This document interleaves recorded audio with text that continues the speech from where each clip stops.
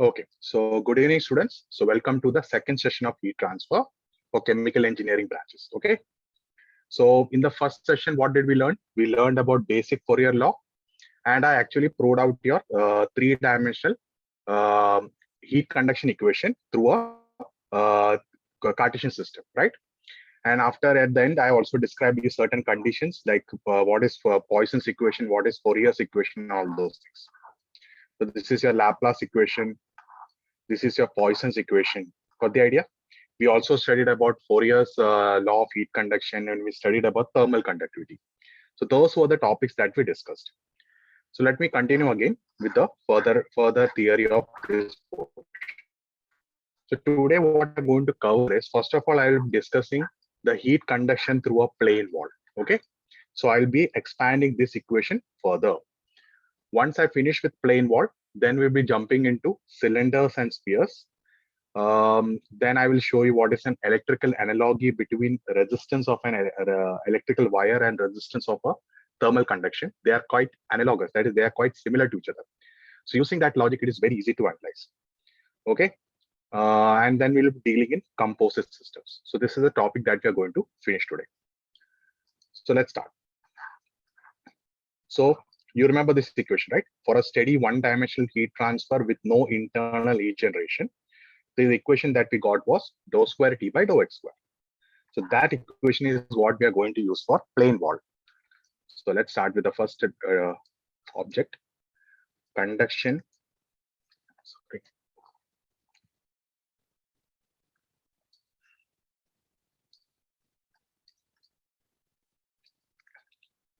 Steady state conduction. Steady state conduction through a plane wall. Through a plane wall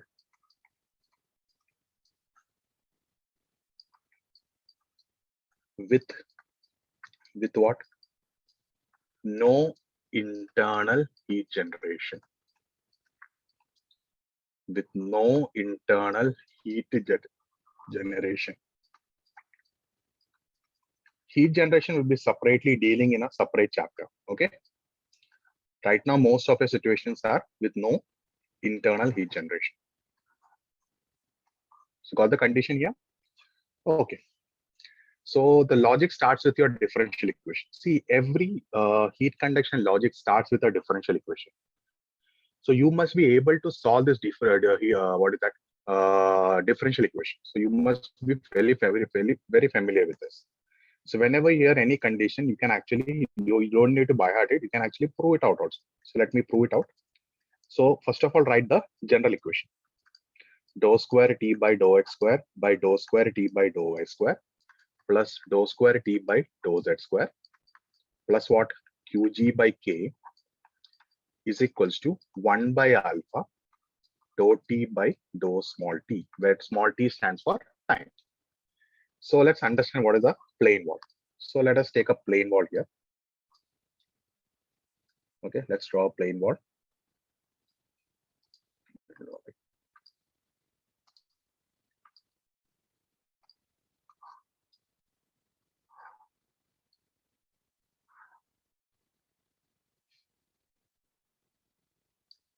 So this is your plane wall here, right?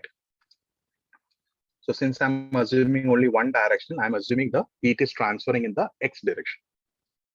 So this surfaces or this region is insulated.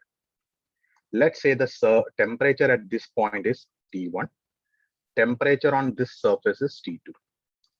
Obviously, T1 is greater than T2. That's why the heat is going to travel from first surface to second surface.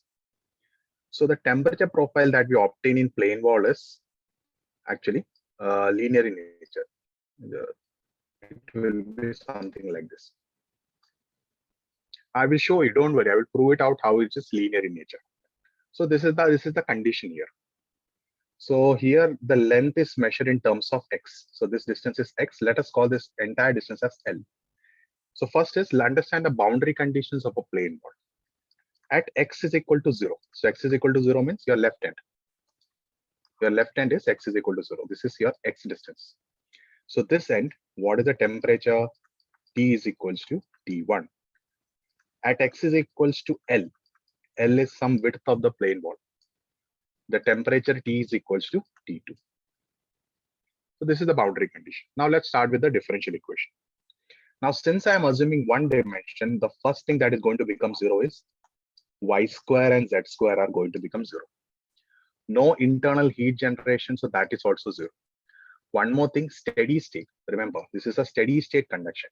So steady state, in steady state, there won't be a derivative with respect to time. That is, derivative of temperature with respect to time will be 0. So your final differential equation reduces to d square t by dx square.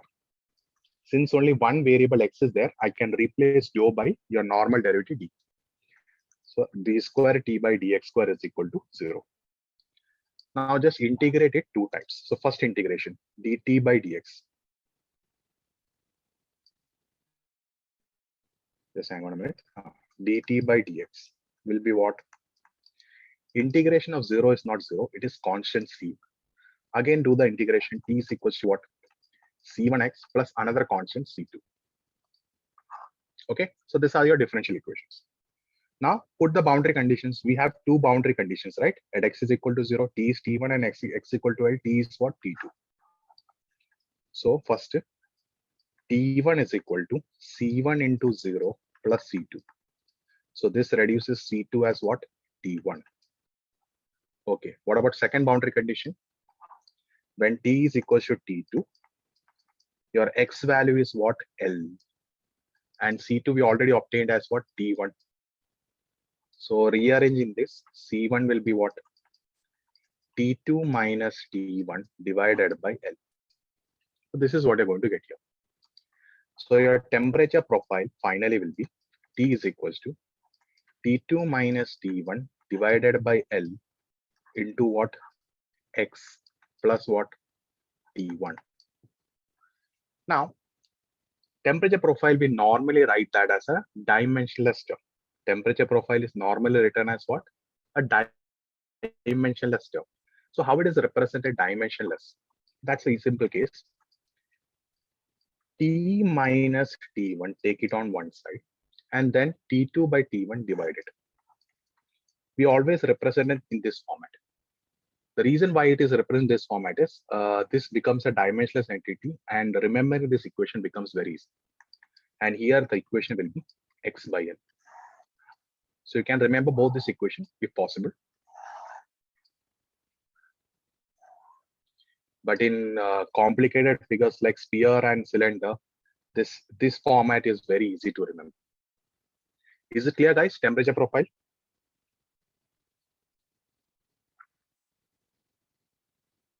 Guys, please respond. Either respond or please message to me through the chat. Sir, can you show that derivation part again? Okay. Which portion do you want? From the T. From the T, this condition. Yes. Okay.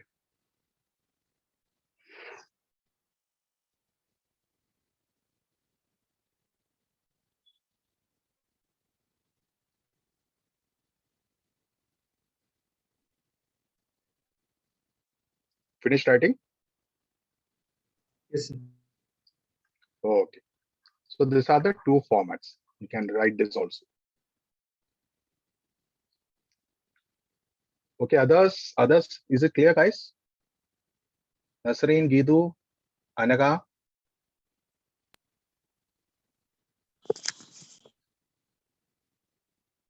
Hello.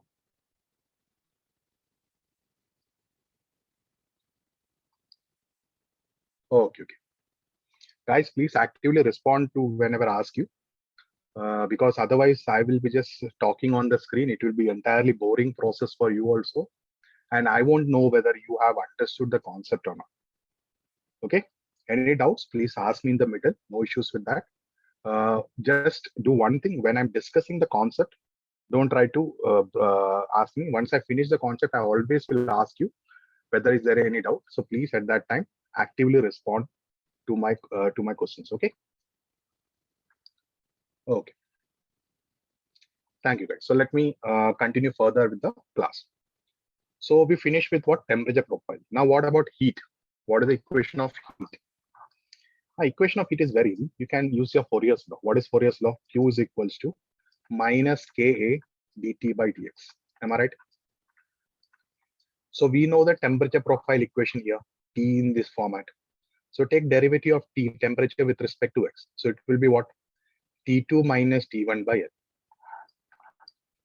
So Q minus TQ is equals to minus K T2 minus T1 by L. Am I right? Okay. So Q is what? Ka into T1 minus T2. I'm taking the minus inside divided by L. Now, this is the equation. So the equation is this, but I normally don't prefer to remember this equation in this format. And that is because of an analogy. And that is because of analogy. The way I prefer to remember the equation is in this way. T1 minus T2 divided by L by K. That is, I've taken this K on the denominator. So this is the way I which remember the equation. Now you might be asking why I'm writing in this format. There must be some particular reason, right? So for that, remember, analogy between electrical and thermal resistance. Electrical and thermal system. So how is this analogy works out? So let's understand two systems. First of all, let's draw an electrical system, right? So just hang on a minute.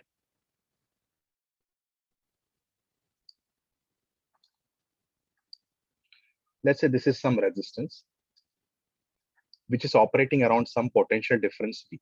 Okay, this is operating around which potential difference? V.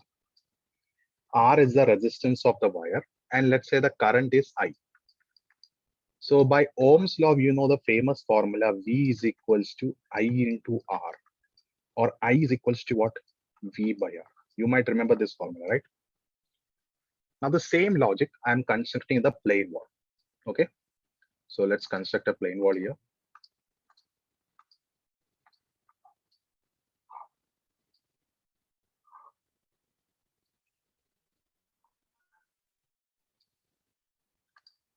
Okay.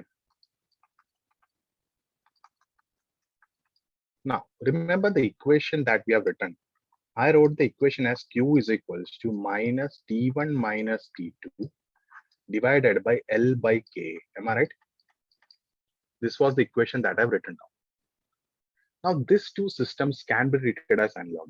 How it is treated as analog is, in electrical system, current is something which is flowing, right? Current is an entity or an energy which is flowing through the resistance wire. Here, instead of current, the same thing is coming in the form of heat. Okay, here the heat is flowing through the wall. Okay, T1 and T2 are the temperature difference. So that is a kind of a temperature potential. See, T1 the temperature here and T2 the temperature here. T2 the temperature here results in some difference. The same logic is applied at V. V is also what? Some potential difference. So in the denominator, you get R.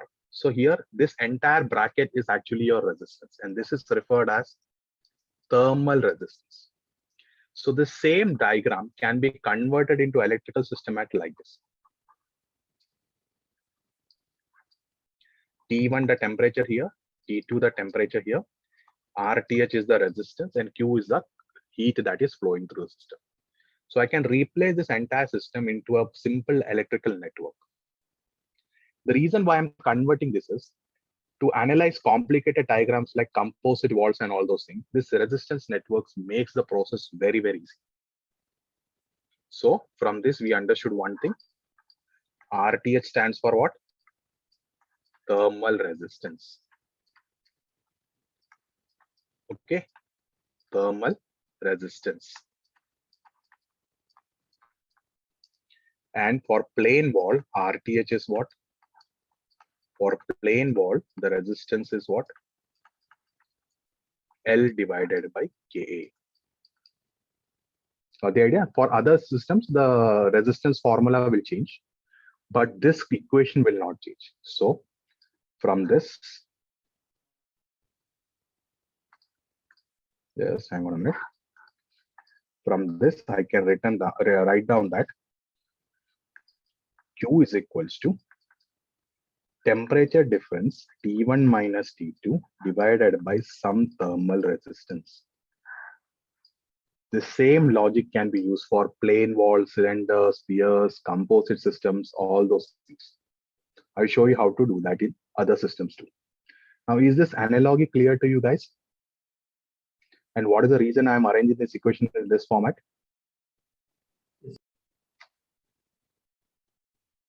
Hello?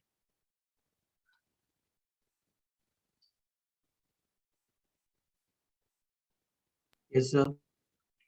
Okay. Others? Anaga, Gidu, Nasrin?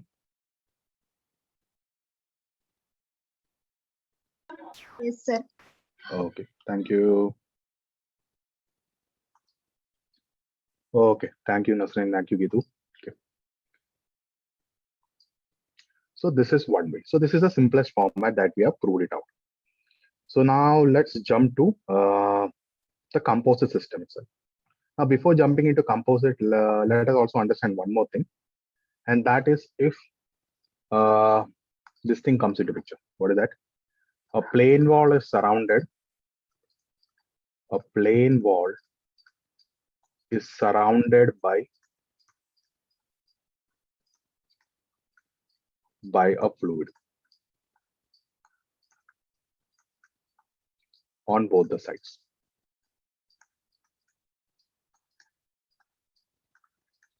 On both the sides.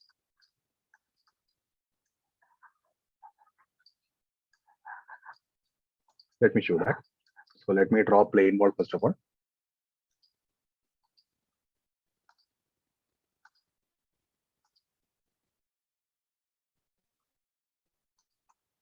Okay. Let's draw plane wall here first of all. Okay. So this is your plane wall.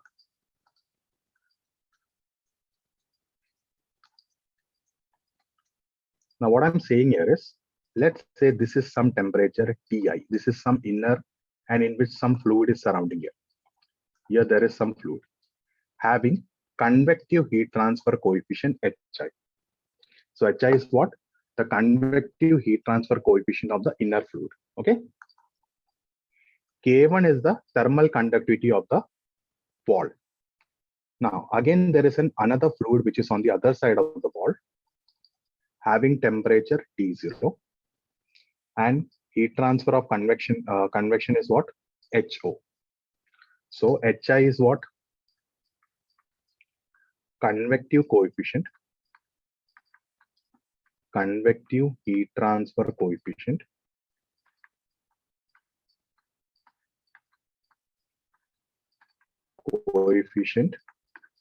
for inner fluid.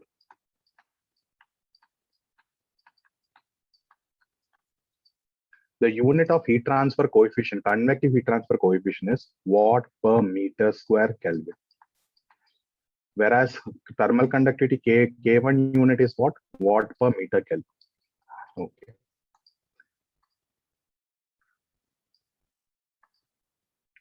K1 is what? Conductive or thermal conductivity coefficient of thermal conductivity of the wall.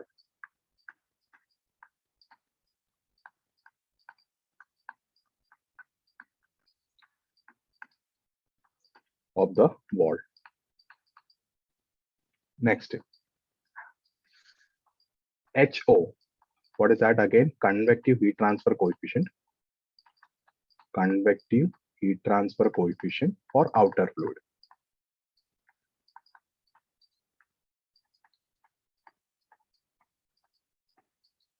For outer fluid.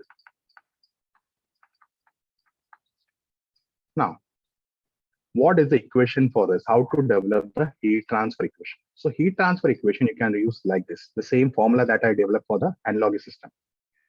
So the heat transfer Q will be equal to, what are the two extreme temperatures? Ti minus T0.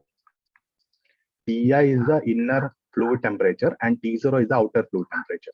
Okay. So Ti minus T0 divided by R equivalent. You can use this logic.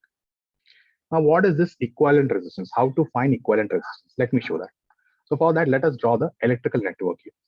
Here, there will be three different resistance. What are three different resistance?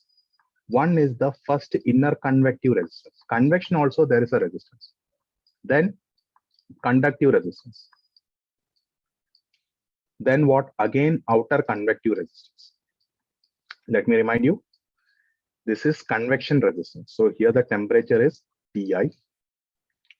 TO is the temperature. So here this is convective resistance. Okay, Ri.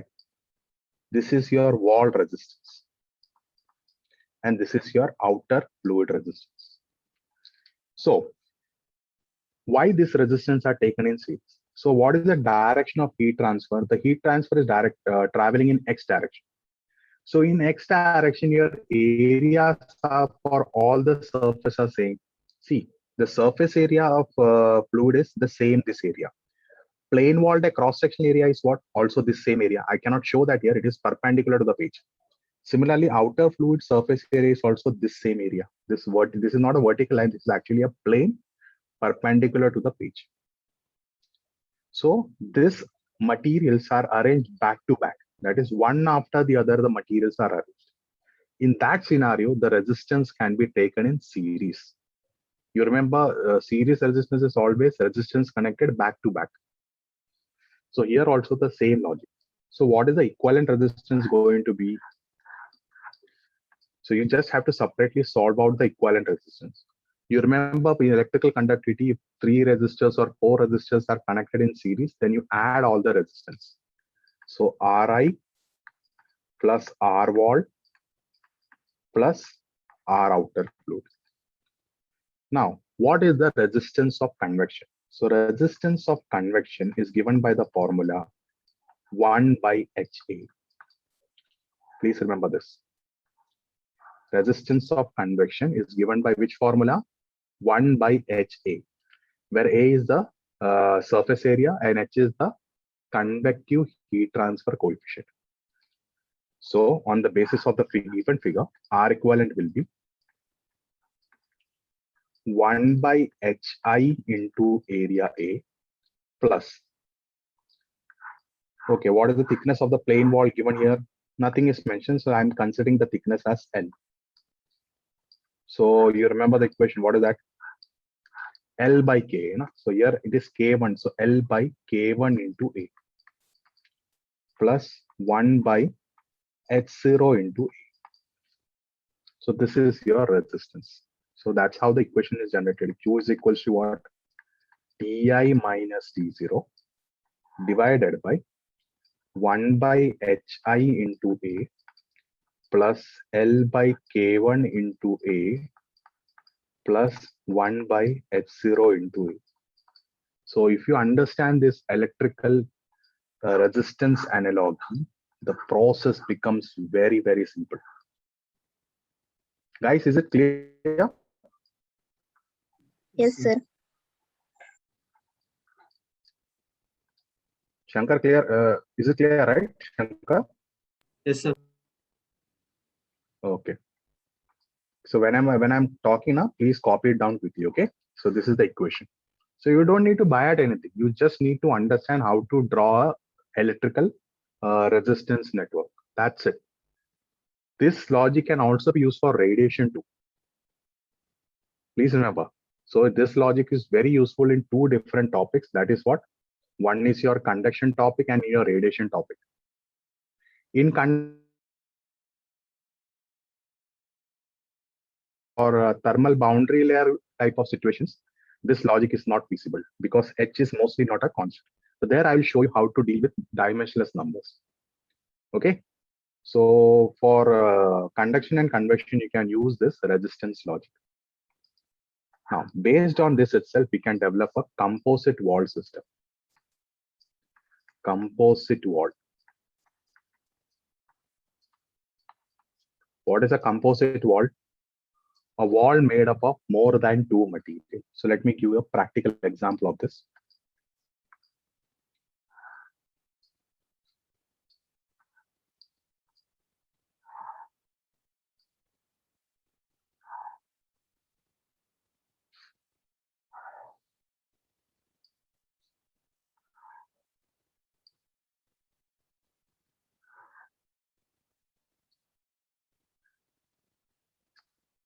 Okay, this is some plain wall.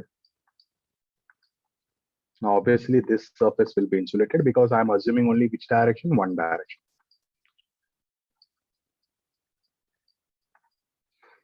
Okay, let's say this interface has temperature T1. This interface has temperature T2. This interface has temperature T3, and here the temperature is T4. Obviously, thermal conductivity is K1. This wall is divided into two different materials. One is K2, other is K3. And here the final thermal conductivity is K4. Now, let's say the length of each wall is what? Here, the length is L1, L2, and L3. Okay. Now here the problem is K1 and K4 has same cross-section area, but K2 and K3 has different cross-section area. So the area here is A2 and A3. Here the area can be taken as A1, and here you can say take the same area as A1. Why? They have the same cross-section area, right? But here, because the material is getting divided in the middle here like this, so what is happening? It is getting into two different areas. Obviously, one thing, A1 area is actually sum of A2 plus A3.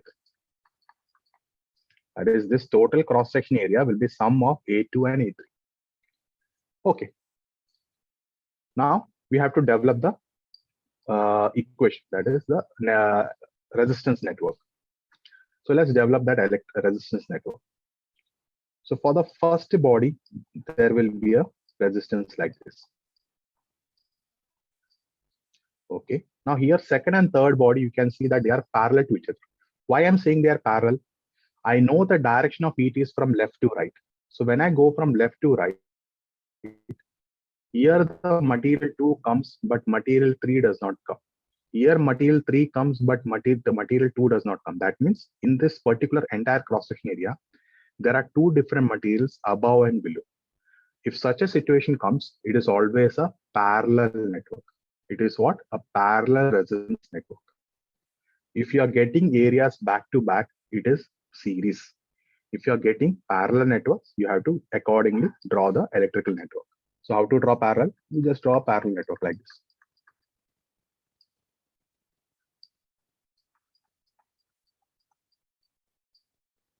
Join it up.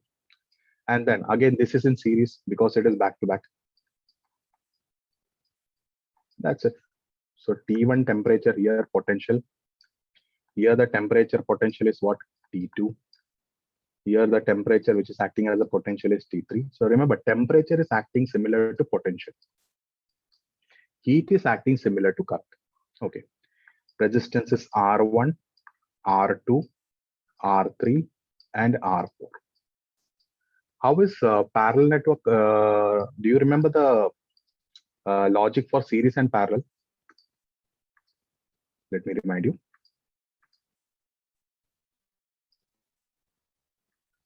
For series resistance,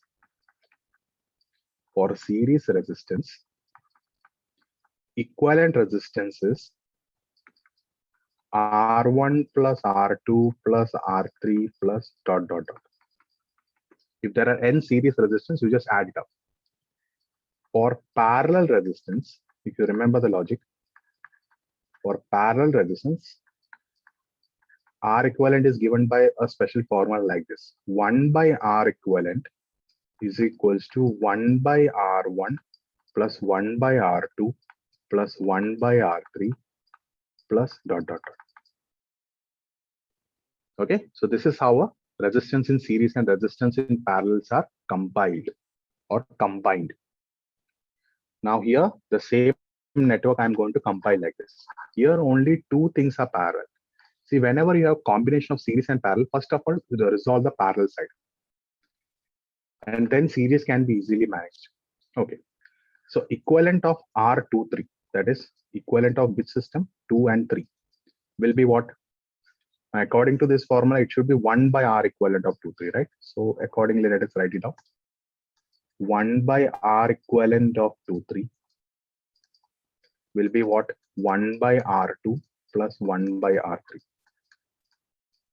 So therefore, simplifying R equivalent of 2, 3 will be what? If you cross multiply and take the reciprocal, you will get the formula as R2 multiplied by R3 divided by R2 plus R3. Okay, you might be familiar with the simplification, right? You first of all cross multiply it and then you take the reciprocal. This is what you get at the end. Now, the final, so once I get the equivalent R23, my final equivalent resistance will be what? R1 plus this R equivalent 23 plus my final R4, right? 1, 4, and this equivalent is series in nature. That's it. So answer is R1 plus R2 and multiplied by R3 divided by R2 plus R3 plus R4. So such a complicated network can also be easily solved out. You just have to understand this electrical analogy idea. Are you comfortable with electrical analogy, resistance idea? Guys? Students? Yes, sir. Okay. This might be the logic that that is taught in your classes too, because this makes the process very, very easy. Okay. Now all you have to do is separately calculate R1 value, R2 value, R3 value, R4 value according to the data given in the question. Okay, whatever the value that is given in the question, you have to separately solve R1, R2, R3, and R4. Substitute in the logic, and then if you want heat, okay, if you want heat can be taken as what? T1 minus T4 divided by R equivalent. Now, one of the salient features that you have to note here is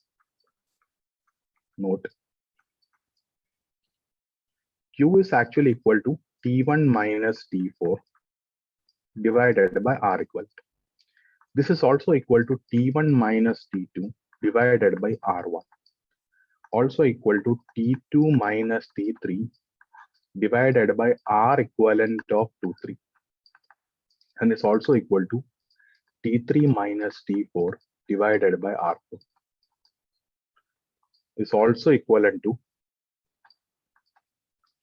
T1 minus T3 divided by R1 plus R equivalent of 2, 3. Is also equal to T2 minus T4 divided by R equivalent of 2, 3 plus R4.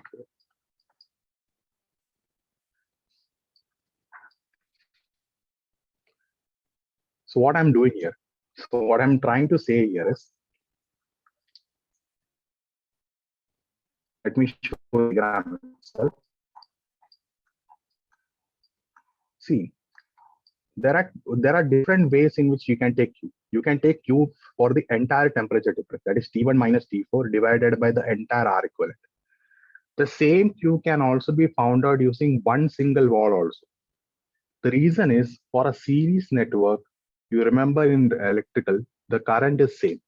So here the equivalent of current is what? Heat. So Q will be same for all the networks if it is a steady state, obviously. So I can also replace this by T1 minus T2 divided by what is the resistance between these two potentials? R1. Now, T2 and T3, the problem here is there are two parallel resistors. So you have to take the equivalent of the parallel network. Then only you can solve it. You have to take what? Equivalent of the parallel network, because then only it becomes a series network. For parallel, I cannot apply this logic. Again, within the potential T3 and T4, the only resistance available is R4. That's what I've written here. You can see here.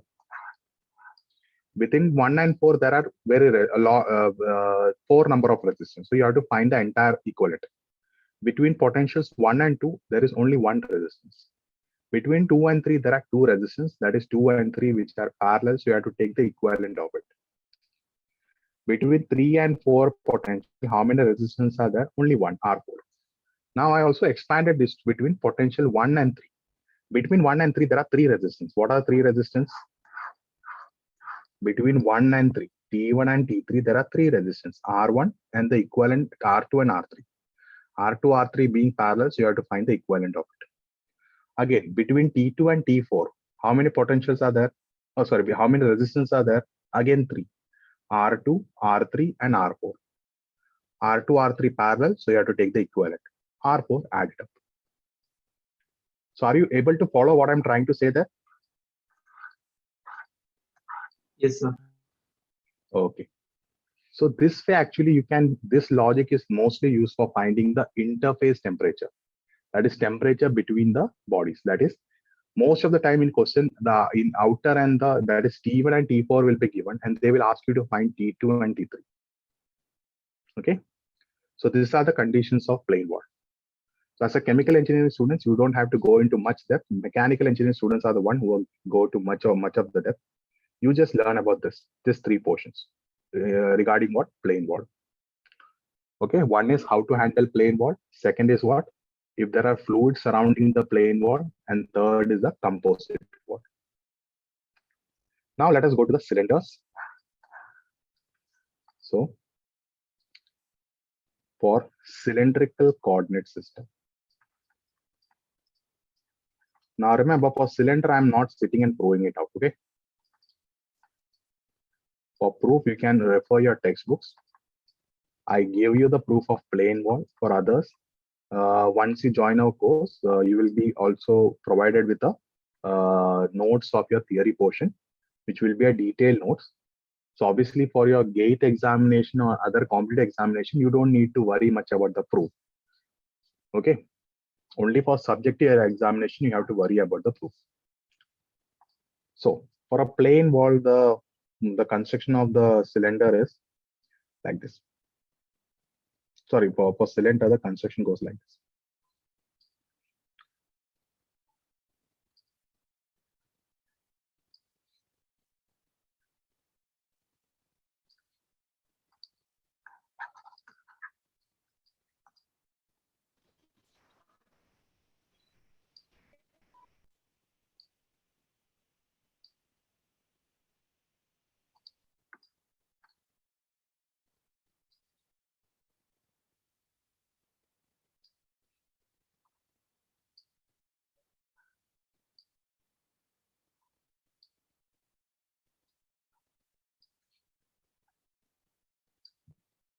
Okay, so this is your cylinder.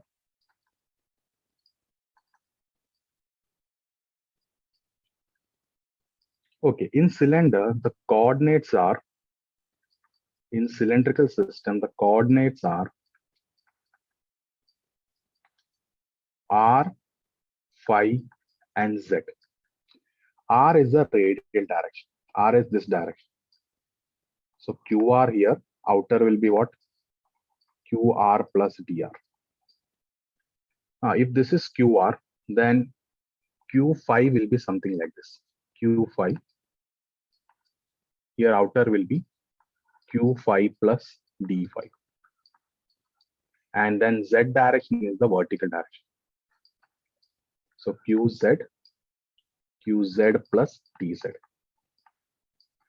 This length, if this is length R, so this will be your height of Z direction, right? So this height will be DZ. This length will be R into D phi. And this distance will be your DR. I hope you are able to understand the dimensions here. Is the dimensions clear?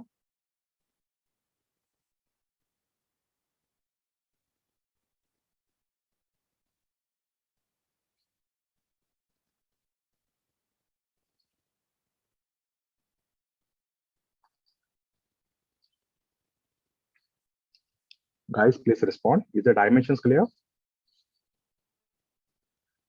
Yes, sir. Okay, thank you. So this is how the heat transfer takes place in a general cylindrical coordinate system. So I've taken this as a portion of a cylinder. Okay. Now, I'm directly giving you the three-dimensional equation. The three-dimensional equation goes something like this. Dou square T by dou R square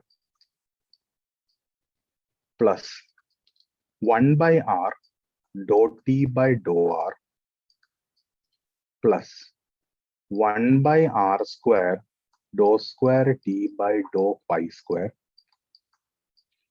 plus dou square T by dou Z square plus Qg by K equal to 1 by alpha dou T by dou small t. It's a very large equation, I know. And you will have to by heart this equation. There is no other way. You can prove it out if you're comfortable with the proof, but the proof is a very lengthy process. So it's better to by heart this out. Okay, so dou square T by dou R square plus 1 by R dou T by dou R plus 1 by R square dou square T by dou phi square plus dou square T by dou Z square plus Qg by K is equals to 1 by alpha dou T by dou small t. Okay, so this is what your three-dimensional cylindrical coordinate equation. Now, once you remember this equation, now we are going to apply it for a cylindrical. So in cylinder, I am assuming the heat in a radial direction. So radial like this, let us write it. So steady state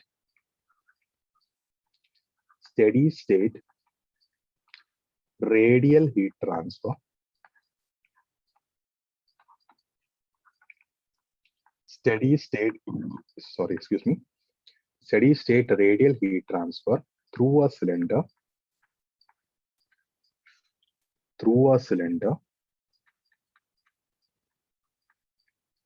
with no internal heat generation.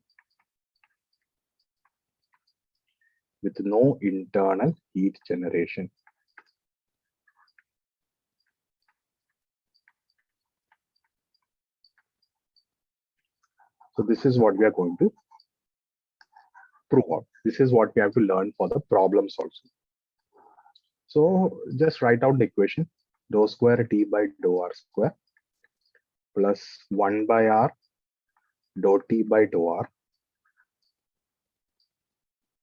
plus 1 by R square dou square T by dou phi square plus dou square T by dou Z square plus Qg by K is equals to 1 by alpha dou T by dou small t.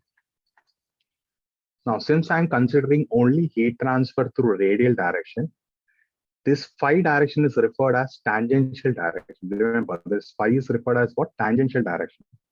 So here the heat transfer will be 0. Again, I'm only considering the radial direction, so Z direction also 0. No heat generation, so that is 0. Again, steady state, so this term is also 0. So the equation for cylinder comes out to be like this. The differential equation that you begin with comes out to be dou square T by dou R square plus 1 by R dou T by dou R equal to 0. So now once you develop the equation, now let's understand the boundary condition. So for understanding the boundary condition, let's draw a hollow cylinder. Okay. So let's draw a hollow cylinder like this.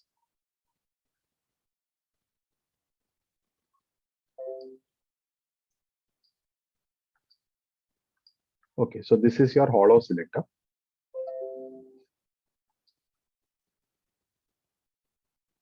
Okay, so this is the inner radius. R1 is the inner radius.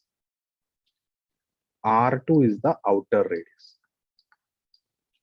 R1 is what? The inner radius. R2 is what? The outer radius. Now, at the inner surface, let's say the temperature is T1. At the outer surface, the temperature is T2. Okay. So now there is no heat transfer inside here. Heat transfer is only heat transfer actually inside. Don't know.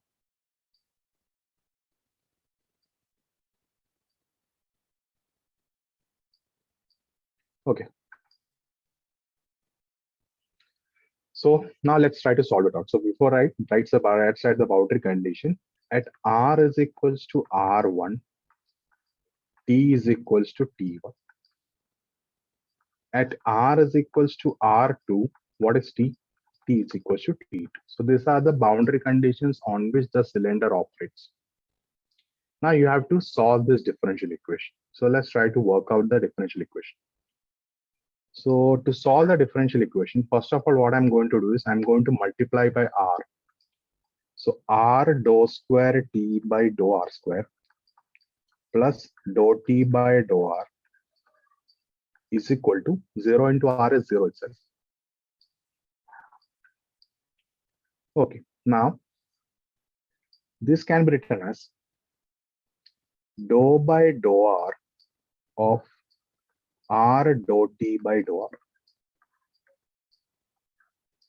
is equal to 0. Now you might be asking, how did I do this logic? It's a very simple idea. So if I do the product rule of this dou by dou R, see there is a derivative of R into, so if I do the product rule of dou by dou R, so what will happen? R into, I have to take the second derivative of dou square T by dou R square plus dou T by dou R into derivative of R. What is derivative of R? 1. So this is what this becomes. So you must be familiar with this idea. R dou square T by dou R square plus dou T by dou R is actually the expansion of this thing. Are you clear with this? Any doubts here, guys?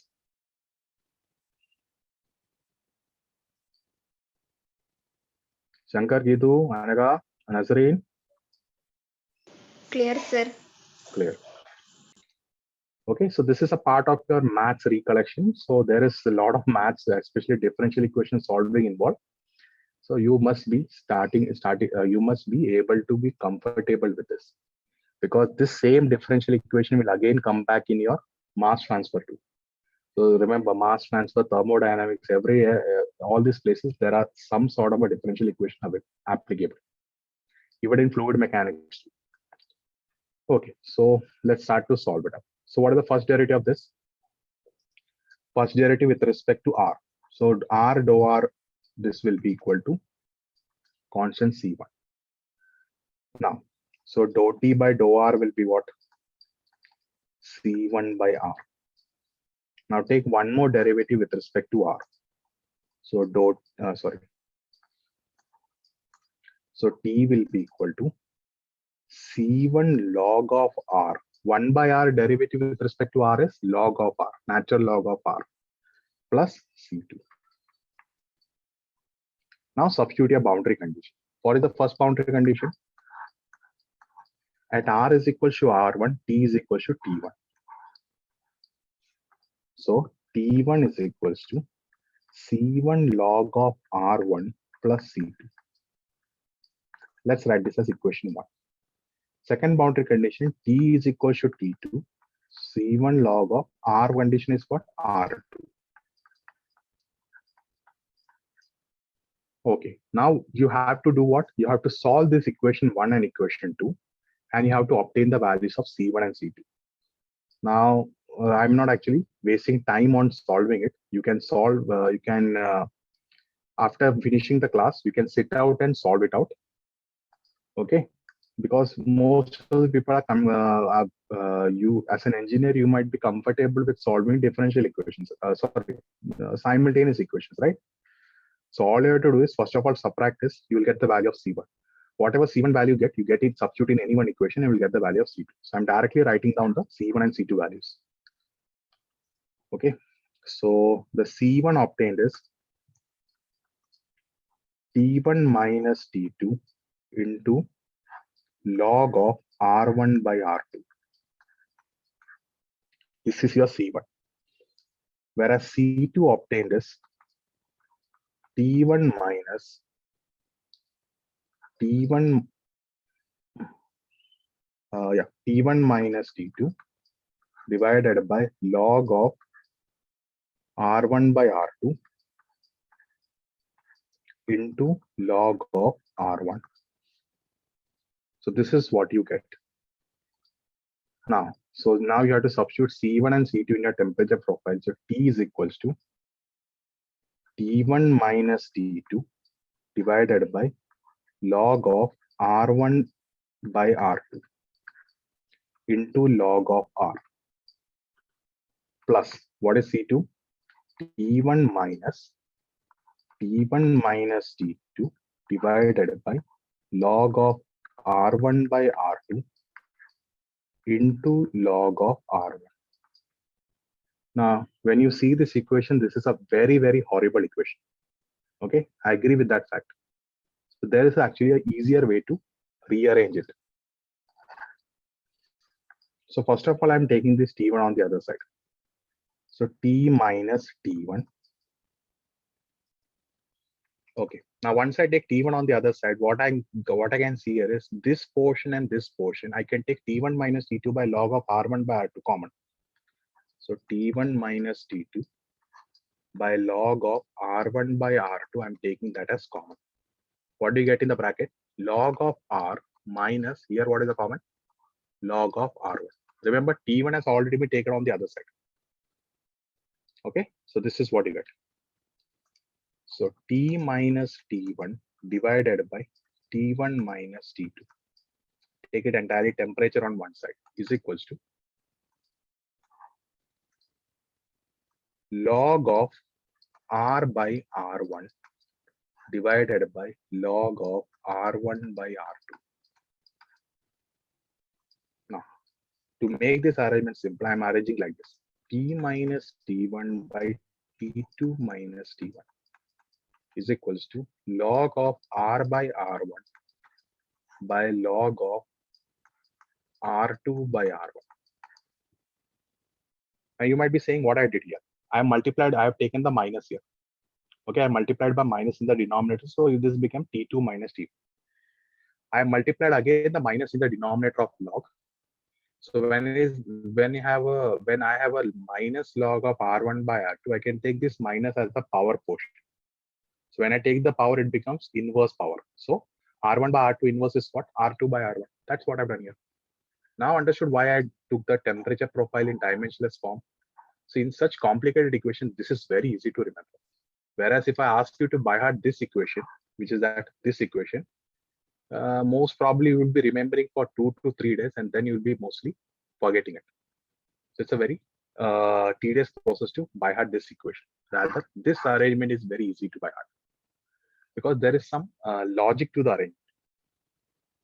So this is your temperature profile. So first of all, understand one thing: temperature profile is what? Logarithmic. Temperature profile is not straight line; it is a logarithmic curve. Is it clear, guys? Yes, sir.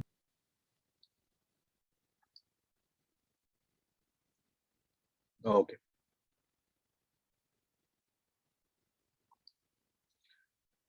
Anaka, are you having any doubt?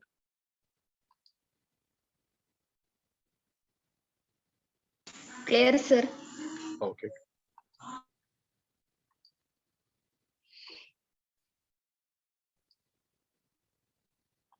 Okay. So this is the temperature profile. Now let's come to the conduction equation. That is Q. Actually, you can also write in this format also. For if you are not comfortable with the ratio of log, you can also write it in this way. Log A by P is what? Log A minus log B.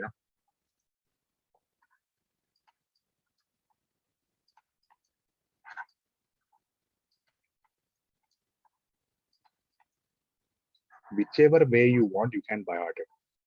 It's your convenience that determines it. Okay, I've given you two versions. Okay, now let's come to the heat equation. Just hang on a minute. Now let's come to the heat equation. So heat equation is Q is equals to minus Ka dt by dx, or in this case dt by dr. By dt by dr, I'm taking heat transfer in which direction? Radial direction. So I have to go by that idea. So how to proceed here? So Q is equals to minus K into what is the area? So the area of cross section of cylinder. So now understand how the heat transfer is taking place. So let's go to a diagram to get a clarity of it. So the heat transfer is taking place in the radial direction, right? So whenever you take area, you take an area which is perpendicular to the direction of heat transfer. So for a cylinder, which is the area perpendicular direction of heat transfer?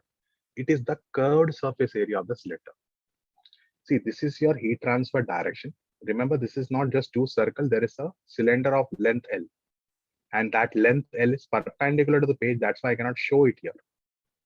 So the curved surface is acting perpendicular to the transfer of heat direction or heat direction. Okay, so what is the curved surface area of a cylinder? 2 pi RL.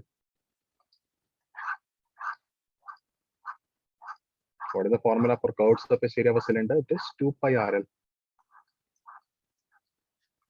So into 2 pi RL into derivative of temperature with respect to radial length. Now, for that, this derivative actually you can do it, but the best format is actually this version. Now, in this version, first of all, forget this, because this is purely a constant term, so derivative is going to become 0. This much portion derivative is going to become 0. You just need to focus on this. Of this, T1 minus T2 by log of R1 by R2 is a constant. The only thing that is going to get differentiated is log R. What is the derivative of log R? 1 by R. So into T1 minus T2 by log of R1 by R2, we keep it like that, into derivative of log R is what? 1 by R. So RR gets cancelled out. Now, yeah.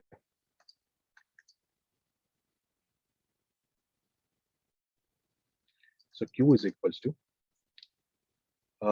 2 pi KL.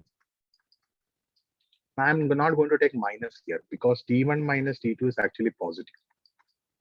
So what I'm going to take the minus, I'm going to adjust in the log. So divided by log of, when I take minus inside the log, it becomes the inverse power. So it becomes R2 by R1. This is how I adjusted it. Now, as I said earlier, the way of equation that I mostly write is like this. T1 minus T2 divided by 2 pi KL in the denominator is 1 by 2 pi KL into log of outer radius. R2 is the outer radius, R1 is the inner radius. So the thermal resistance of a cylinder is what? 1 by 2 pi KL log of R2 by R1. That's it. So every time you just remember the formula Q is equal to T1 minus T2 by some resistance. Now all you have to do is by heart different resistance formula for different conditions. For plain wall, it is L by K. For composite system, you have to find the equivalent system based on the resistance available. For cylinder, you can use the formula 1 by 2 pi KL into log of R2 by R1. Got the idea here? So this is how the resistance of cylinder is found out. And this is the heat equation. Heat equation, normally you don't need to by heart it. You at least remember this equation. Any doubts here, guys? No, sir. Okay. Now, there are two concepts that you have to learn in cylinders. One is LMA, known as logarithmic mean area. And the second concept is composite cylinder. Okay, so you have to learn two things. First is what? Logarithmic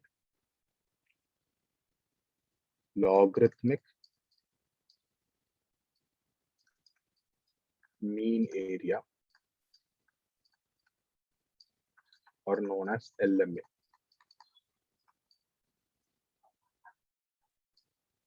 Okay, this is actually an equivalence idea. That is, if I replace the cylinder system by a plane wall, what should be the area of plane wall to have the same heat transfer for same thickness and same temperature difference? Let me remind you. Let me give you a definition so you'll understand this. So logarithmic mean area is the equivalent system. So LMA is what? It is the area of or equivalent area of plane wall, equivalent area of plane wall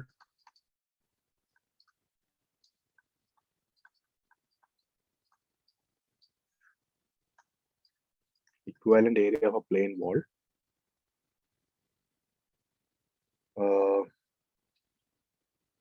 equivalent area for plane wall having,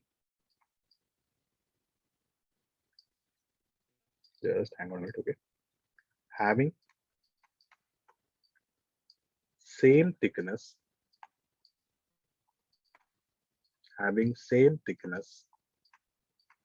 as that of a cylinder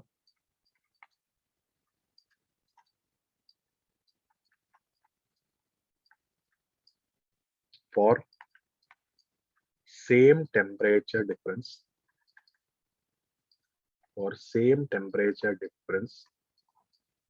and heat transfer.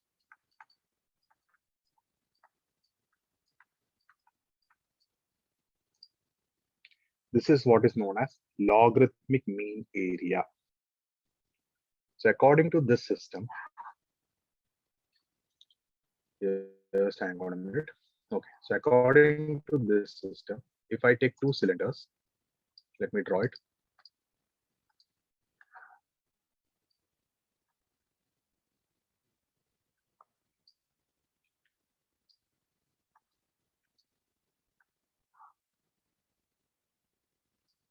Okay.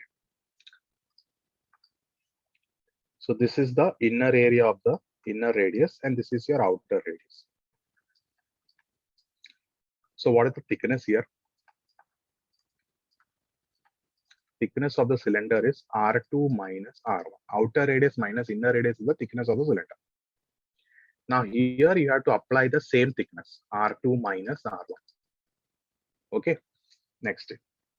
Temperature difference must also be same. Here if temperature is T1 and temperature is T2, here also the temperature should be T1 and here the temperature should be T2. Okay, and the heat transfer must also be same. So Q must also be the same thing here also. So according to the definition, Q through cylinder is equals to Q through wall.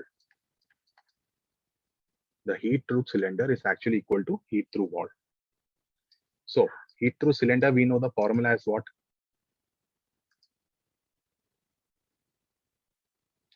T1 minus T2 divided by 1 by 2 pi KL log of outer radius, which is R2 by inner radius R1, is equals to T1 minus T2 divided by what is the thickness of the plane wall? Out L by K. Na? So L is actually what? Thickness of the plane wall. Here the thickness is R2 minus R1 divided by K into some area A. So you have to find this area of the wall. K of the sphere and wall is same. So you can cancel it out. T1 minus T2 cancel it out. Now all you have to do is rearrange this equation. 2 pi in numerator. So 2 pi L divided by log of R2 by R1 is equals to area divided by R2 minus R1. So therefore, area of the plane wall is what? Area of the plane wall is what?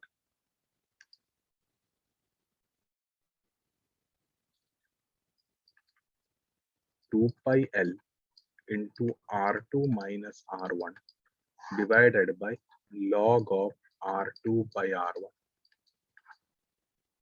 Now this is a one type of formula in terms of radius. There are other rearrangements also. Let me show that.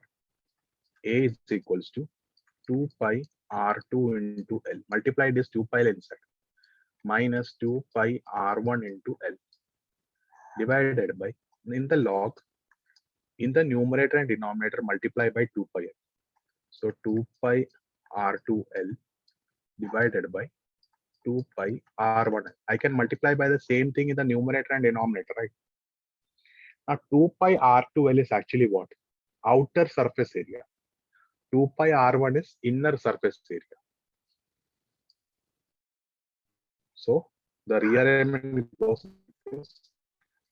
can be written as A2 minus A1 divided by log of A2 divided by A1. And this is also another representation.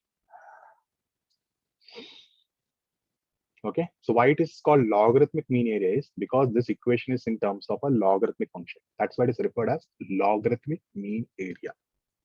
So what I'm trying to do here is I'm replacing that cylinder system by a plane wall system such that the thickness of the cylinder and plane wall is same, temperature difference of the cylinder and plane wall is same, and heat transfer through the cylinder and plane wall is same.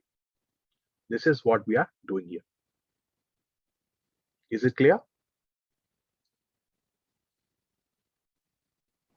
Yes, sir. Guys, I have to ask one more thing. Is my audio breaking up somewhere?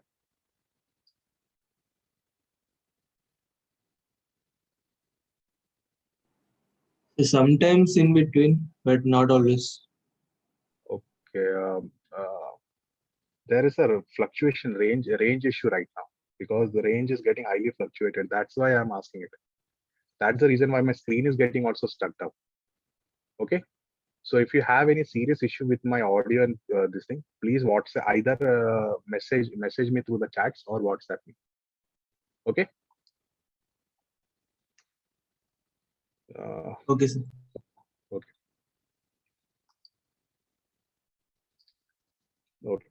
So this is your first concept of cylinder. First, we discussed cylinder, the main concept, and this is the second concept of the cylinder. Now, one more thing, and that is composite cylinder. Composite cylinder. That is cylinders which are arranged one after the other. Like your composite plane wall, we can also arrange composite cylinders. So let's see the diagram.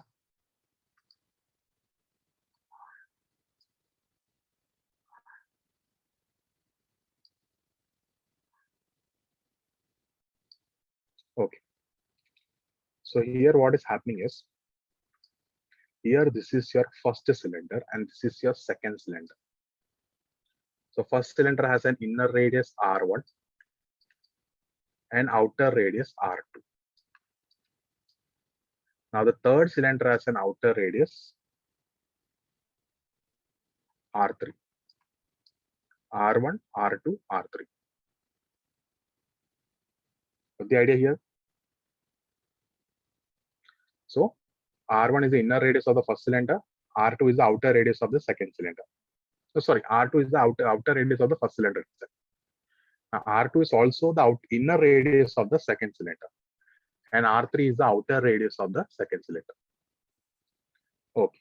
Now temperature here at this interface, let's say temperature is T1. At this interface, let's say temperature is T2, and at this interface, the temperature is T3. Now here, this again can be assumed as resistance in series. How? Let me just draw it. So this is first a potential T1, then potential T2, and then final potential T3. So between 1 and 3, you have a single body, right? Because our direction is not now X, our direction is radial direction. Understand right now. This is the difference between plane wall and cylinder. Here the direction is radial in nature. It's not your conventional X direction. So when I see in radial direction, I have a single material which is 1. After this R2, I have another material which is 2. So since in the direction of heat transfer, I have one material back to back, that means it is what? Series connection. So this is what? Resistance R1, this is resistance R2.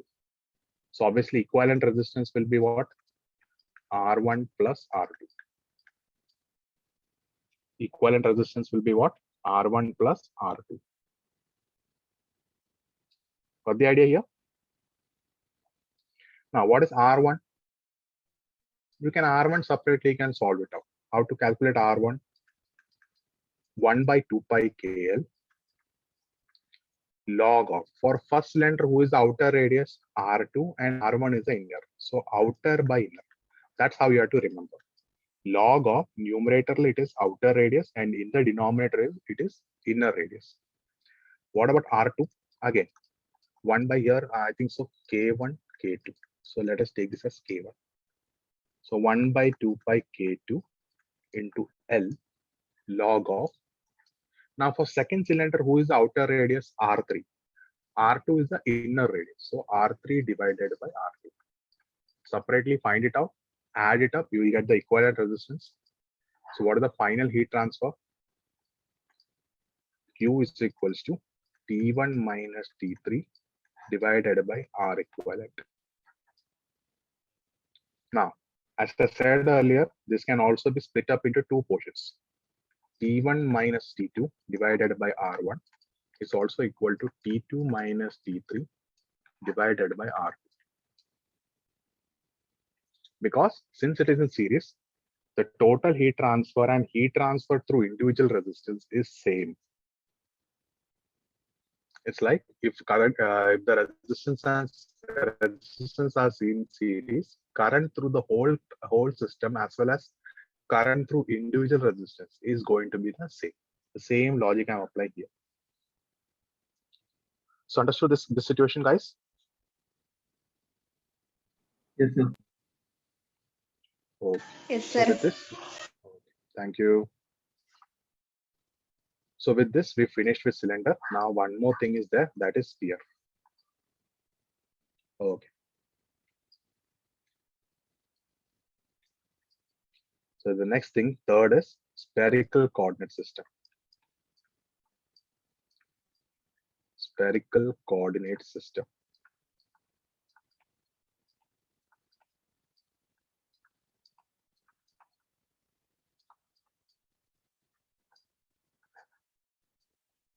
Okay, in spherical coordinate system, the logic is going to be like this. First of all, let's draw the system. Now its diagram is similar to that of your cylinder system, but the terms used here are different.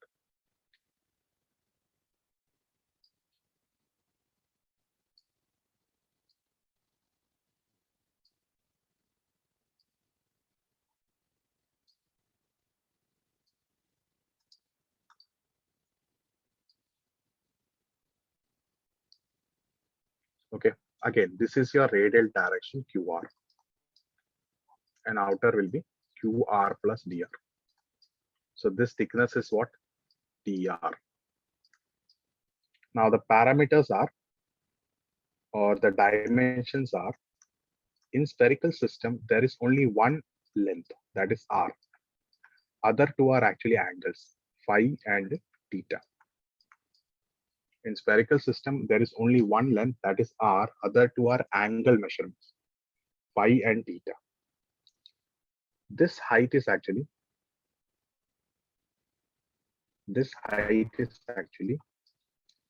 R d theta.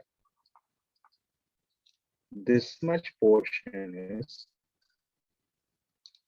R sine theta d phi. So now this is your tangential direction. Phi always stands for tangential direction. Phi plus d phi. Now theta direction is this vertical direction. So q theta. So here it will be vertically outward as what? Q theta plus d theta. So this is your spherical coordinate system. Okay, is the dimensions clear, guys?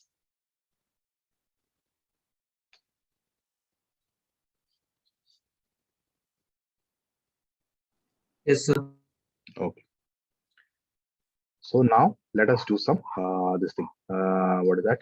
Equations. So let's write down the first of all three-dimensional equation. So the equation is like this: 1 by r square, 1 by r square, dou by dou r into bracket here, r square dou t by dou r plus 1 by r square sine square theta dou square t by dou phi square plus 1 by r sine theta dou by dou theta of sine theta into dou t by dou theta plus qg by k is equals to 1 by alpha dou capital T by dou small t. This is how the equation is written. I know the equation is a bit horrible, but there is no other way of doing anything. So 1 by this is r square, okay? So 1 by r square dou by dou r square dou t by dou r plus 1 by r square sine square theta dou square t by dou phi square plus 1 by r sine theta dou by dou t into sine theta dou t by dou theta plus qg by k is equals to 1 by alpha dou t by dou small t. So this is the three-dimensional, what is that? Spherical coordinate system equation. This is the general equation. Now we are going to mainly cover what? The sphere. So steady state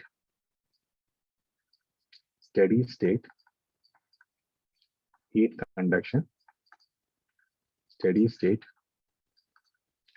radial heat conduction. Again, for sphere also I'm going to assume the one dimension as radial dimension. Radial heat conduction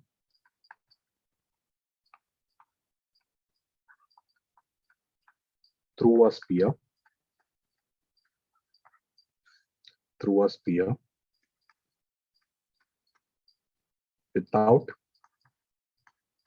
without internal heat generation. So my system is steady. It's a sphere. The direction that I'm taking is only radial direction, and there is no heat generation. I'm not writing that again equation entirely down. So first of all, tangential direction and theta direction is 0. No internal heat generation, so Qg is also 0. Steady state, so temperature derivative of time, temperature derivative with respect to time will also be 0. So the only term that is going to remain is 1 by r square dou by dou r into r square dou t by dou r. So 1 by r square into, sorry, dou by dou r into r square dou t by dou r. This is what you're going to get. So you're going to start with this differential equation and then we are going to solve it out. So for that, let us draw two spheres. Obviously, I can only draw circle here. Sphere drawing is very complicated, right?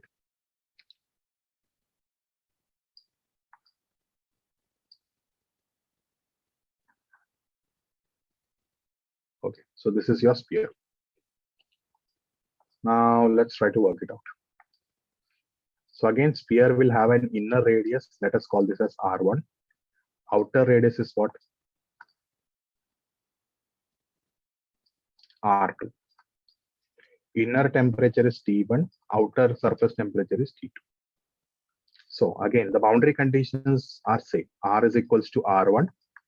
T is equals to T1. At R is equals to R2.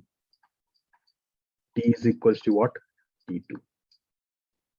So these are your two boundary conditions. Now we have to solve this differential equation. First of all, you can take r square on the other side. So it becomes 0. So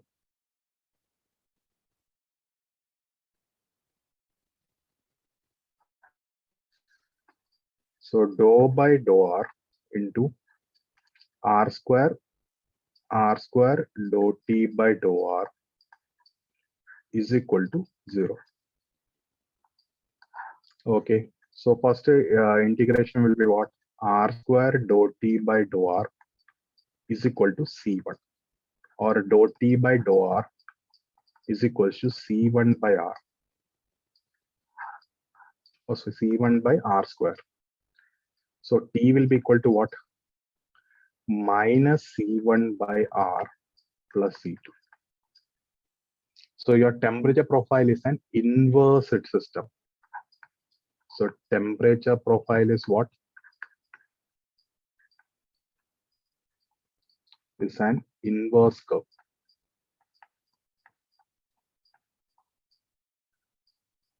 Or you can also assume this as what? Rectangular hyperbola kind of a curve. Okay. Now you substitute the boundary conditions and you have to solve it out. So first condition endana? T1 is equals to minus C1 by R1 plus C2. T2 is equals to minus C1 by R2 plus C2. So equation 1, equation 2. So again, you have to solve it out. I'm directly writing the answer of this. Solving 1 and 2. Just hang on a minute.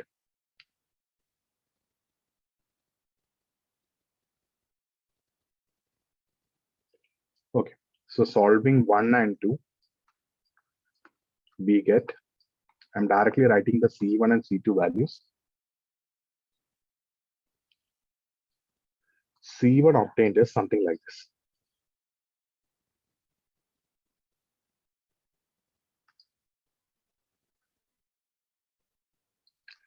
C1 is equals to T1 minus T2 divided by 1 by R2 minus 1 by R1. C2 that you're going to get is something like this. T1 minus T2 divided by 1 by R2 minus 1 by R1 into this thing, into R1. That's it. Into R1 plus T. That's what you're going to get here. Now, you have to again substitute C1 and C2 in which equation? This equation, and you have to rearrange it. I'm not wasting time on the rearrangement side. I'm directly writing the temperature profile in that dimensionless term. The temperature profile here is T minus T1 by T2 minus T1. T minus T1 by T2 minus T1 is equals to 1 by R minus 1 by R1 divided by 1 by R2 minus 1 by R1. The temperature profile in dimensionless form is something like this. Now I'm giving that as a homework. So all you have to do is, first of all, the two portions of the homework is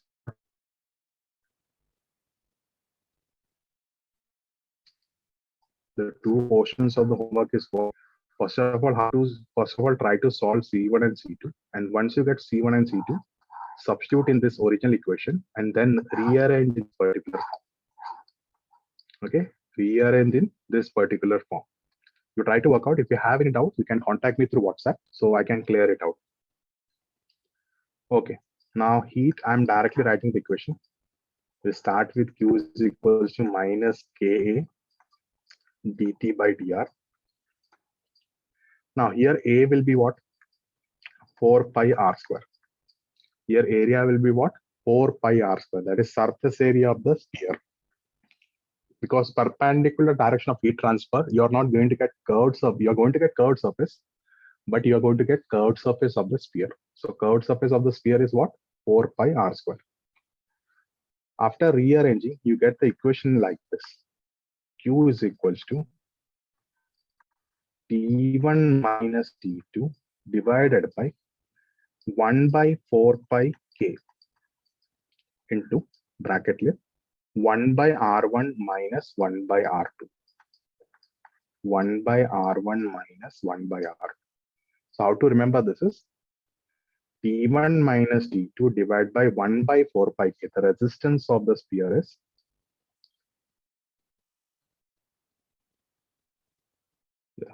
so resistance of the sphere is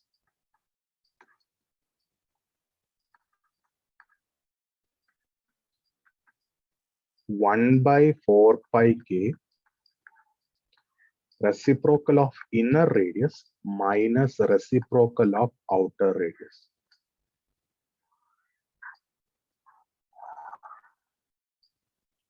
And this is the equation of Q.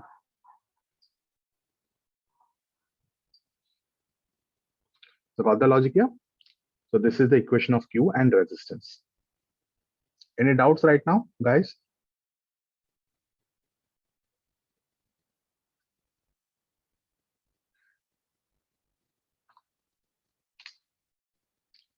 Guys, please respond. Hello.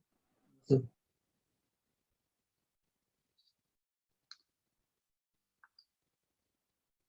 Okay, no doubts. Hanaka, no doubts. Others, but Geedu and Nasrin. Clear, sir. Okay. So this is your what? Sphere condition. Now in sphere also again you can simplify this into a plane wall. So here it is not written as LMA, it is taken as GMA, that is geometric mean area. Geometric mean area. Remember, for sphere it is geometric mean area, for cylinder it is logarithmic mean area.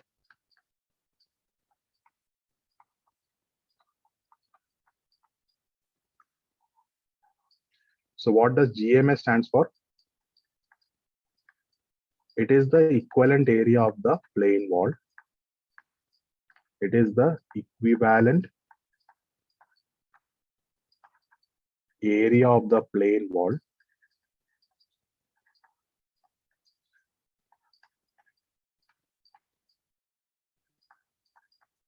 having same thickness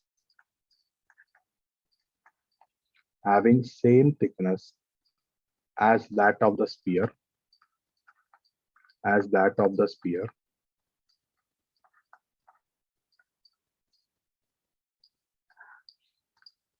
operating under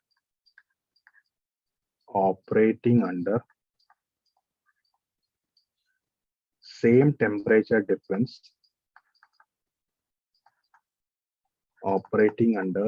temperature difference, and same heat transfer. So again, your plane wall and sphere heat is what? Same. So let me prove it out.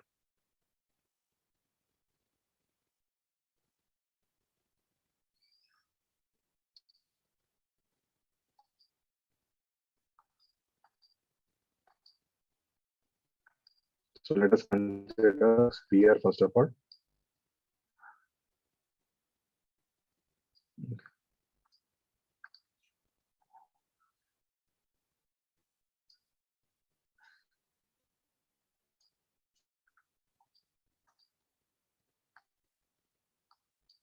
So this is the inner radius R1 and this is the outer radius R2.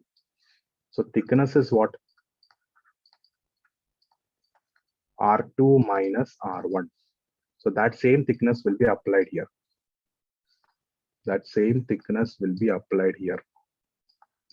R2 minus R1. Okay. Now temperature difference also same. So here temperature T1, T2. Same temperature T1, T2.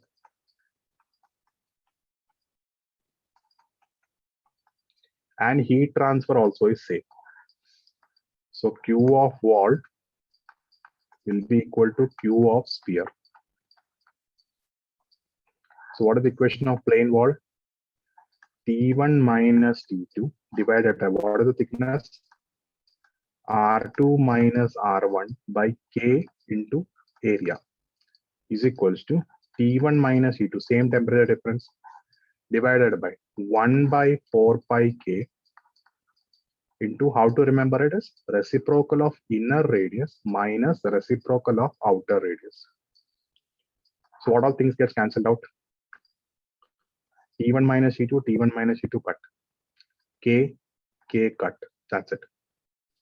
Now, when you rearrange it, you will get A is equals to, A will be equal to, you will get like this. So A in the numerator. So 4 pi, just wait a minute.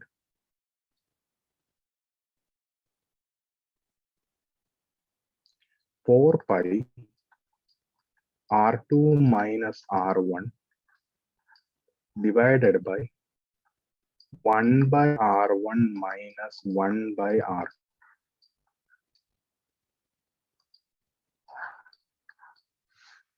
Okay, now if you simplify it, 4 pi R2 minus R1, cross multiply it. So R2 minus R1 divided by R1 R2. Am I right? So R2 minus R1 gets cancelled out. So A will be equal to what? 4 pi R1 R2. So this is the equation in terms of inner and outer radius. Now, why this is called as GMA? So for that, let me prove it out. What I'm going to do here is, just hang on a minute.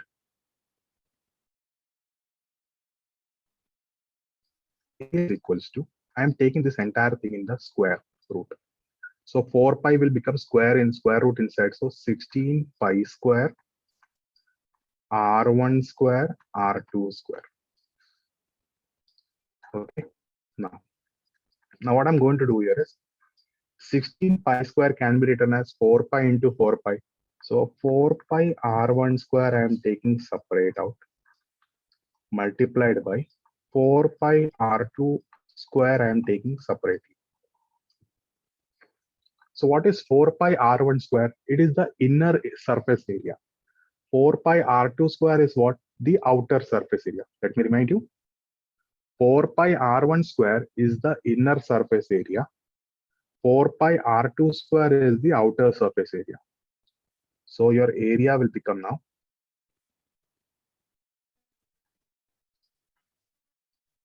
square root of A1, A2. See, square root of two numbers is always a geometric mean.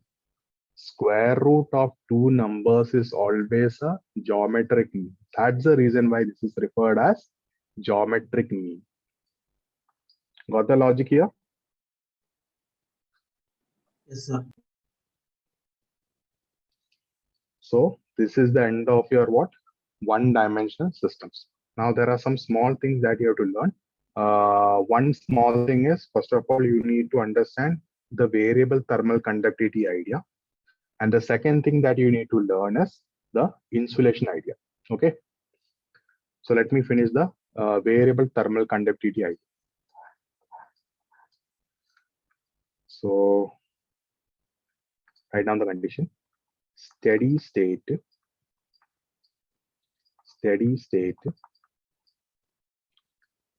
one dimension heat transfer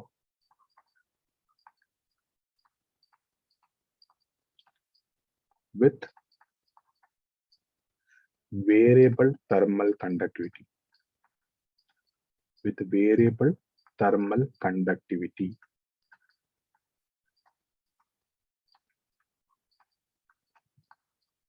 Now, how to approach this idea?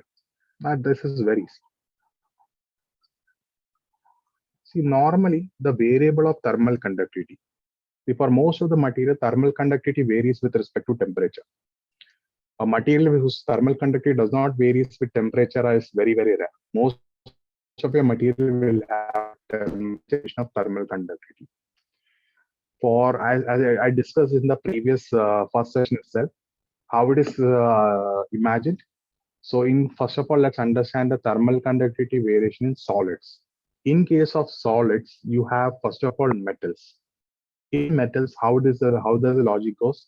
If your temperature is increasing in metals, then your thermal conductivity will always decrease. Now there are two exception materials, and the two exception materials are aluminum and uranium. These are the two metals where thermal conductivity increases with temperature. Otherwise, for all the other metals, thermal conductivity decreases with temperature. That is the first observation. For non-metals, thermal conductivity increases with temperature. For non-metals, thermal conductivity what? Increases with temperature. Again, there is an exception, magnesite. Magnesite is an exception. Their temperature, thermal conductivity decreases with temperature. This is the case in case of metals and non-metals. Now, whereas in case of liquids, now the liquids logic is thermal conductivity decreases with increasing temperature. To understand liquids as well as gases, always remember the logic of density. Density decreases with temperature in case of liquids, whereas density increases with temperature in case of gases. So same logic goes for thermal conductivity too. Thermal conductivity decreases with temperature in case of liquids. Thermal conductivity increases with increasing temperature in case of gases. I've discussed this in the previous session itself. Are you understanding this logic? Any doubt here in the logic? Clear, sir. Okay. So the variation of thermal conductivity is always represented by equation like this. K is equal to K0 1 plus alpha T. Or alpha and beta. Take beta. Why alpha is your thermal diffusivity, you'll get confused. So K is equal to what? K0 1 plus beta T. So what is this K0? K0 is thermal conductivity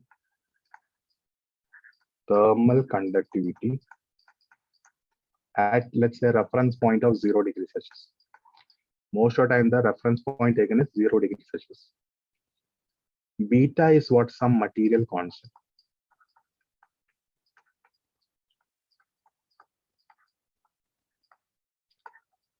Now, how the beta value is see, beta value will be positive if thermal conductivity is increasing with temperature.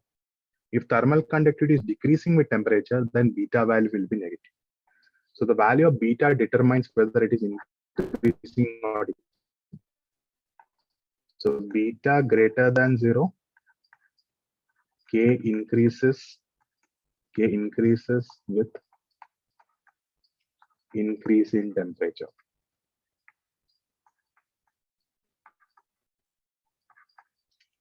Beta value less than 0, then means what?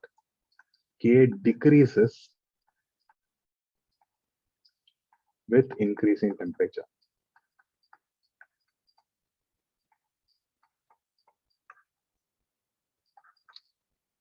Okay, so this is the logic of beta. Now, generally, you have when you have a variable thermal conductivity and you have a heat transfer between two different temperatures, there's a problem. The problem is my assumption of Q for Fourier's law was taken with constant thermal conductivity. So how will you solve it? So for that, we have an adjustment like this. By Fourier's law,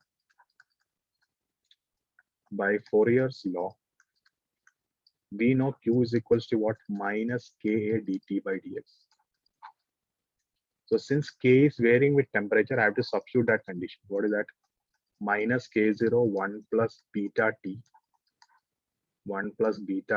into A dt by dx. Okay. Now, how to solve this out is you have to take dx on one side and then you have to integrate it. Okay. So Q dx is equals to minus K0 1 plus beta T into A into dt. For a plane wall, you know plane wall how the logic is. We draw a plane wall here.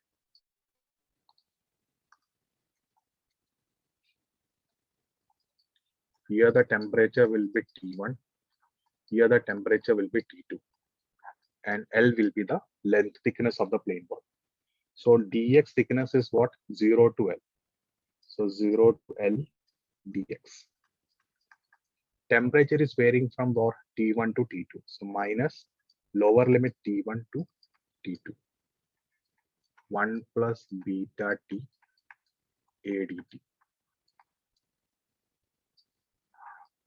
So this will be what? Derivative of dx is x. When you substitute the limits, you get L. So Q into L is equals to minus area can be taken outside. Derivative with respect to T will be what? T plus beta by 2 T square.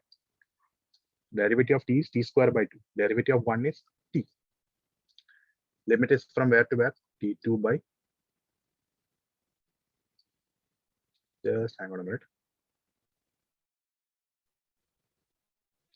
T2 by T1. So now substitute. So Q into L is equals to minus A T2 minus T1 plus beta by 2 into T2 square minus T1 square. Or actually, I can do a shortcut here. Remove this minus out. If you are removing this minus out, this will become actually what? T1 minus T2. Here also it will become what? T1 minus T2. So I'm doing two steps together. I'm also adjusting the minus 2. Now, this T1 square minus T2 square can be expanded as A square minus B square. So Q is equals to A by L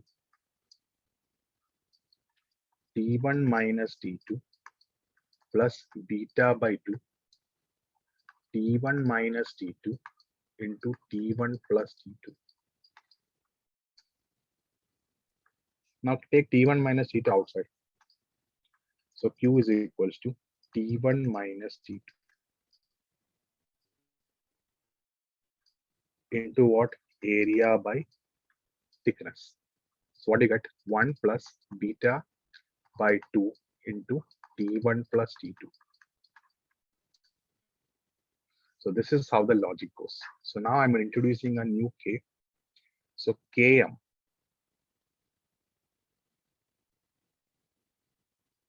Just hang on a minute. So Km is what? Mean thermal conductivity. Mean thermal conductivity.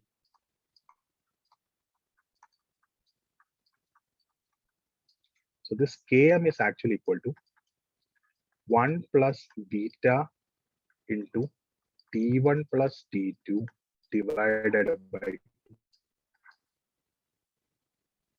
Now what is T1 plus T2 divided by 2? Average temperature.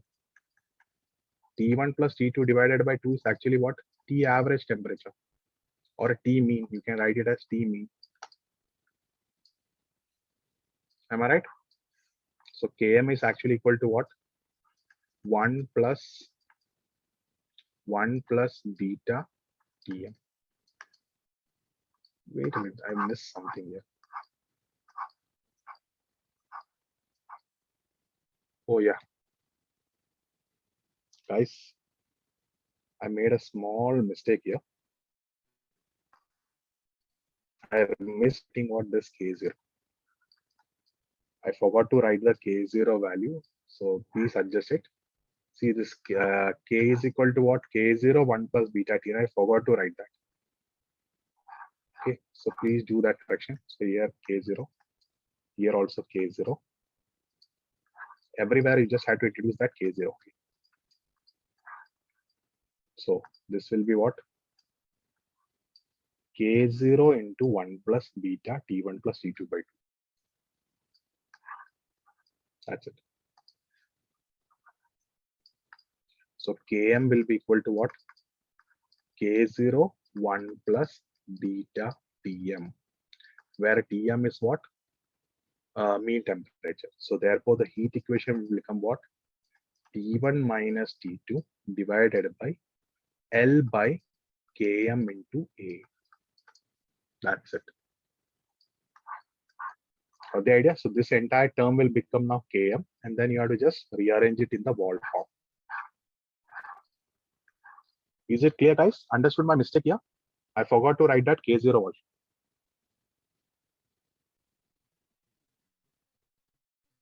Yes, sir. Okay. So these are the this thing. So let me do one thing. Insulation, I will take some time to complete. So can I do it in our next class, guys?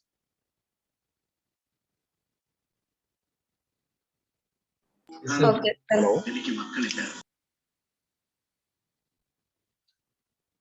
Okay, so let's do it in next class. So let's wind up today's session, guys. So I know there's a lot of, because I've taken this entire conduction theory together.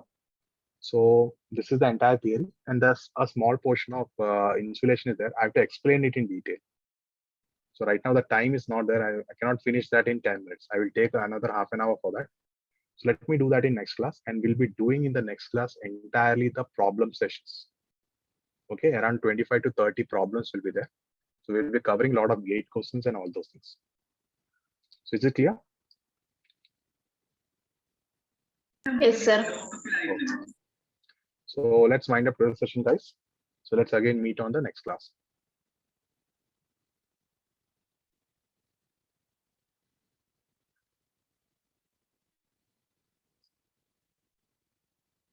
So thank you, guys. So I'm winding up the session, guys. Okay.